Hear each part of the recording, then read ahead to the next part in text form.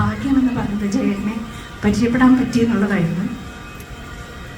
നമുക്കൊക്കെ അറിയാവുന്ന ജയേട്ടൻ എന്ന് പറയുന്നത്, പുറത്തെല്ലാവർക്കും അറിയാവുന്നത് വളരെ കർക്കശക്കാരനായ, ചെറിയ കാര്യങ്ങൾക്ക് ദേഷ്യപ്പെടുന്ന ജയേട്ടനാണ് എല്ലാവർക്കും അറിയാവുന്നത്. പക്ഷെ ഞങ്ങൾ അടുത്തുള്ള ഫ്രണ്ട്സിനൊക്കെ ജയേട്ടന് എപ്പോഴും 5 വയസ്സ് പ്രായമുള്ളൂ.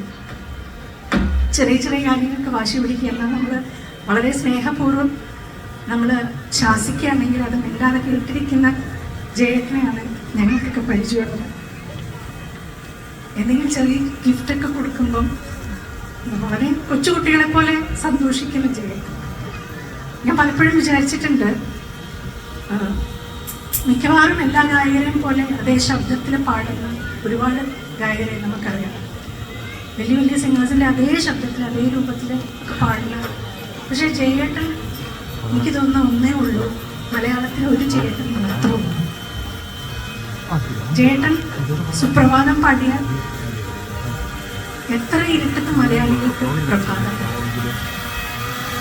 ഒരു ഏറെ നിരകളാടും എന്ന് മരുഭൂമിയിൽ മണലാരണ്യത്തിലിരുന്ന് പാടിയാൽ മലയാളികളുടെ മനസ്സിൽ പച്ചപ്പാണ്. അങ്ങനെ ഒരു ഒറ്റ ജയേട്ടനെ നമുക്കുള്ളൂ. ആദരാഞ്ജലി.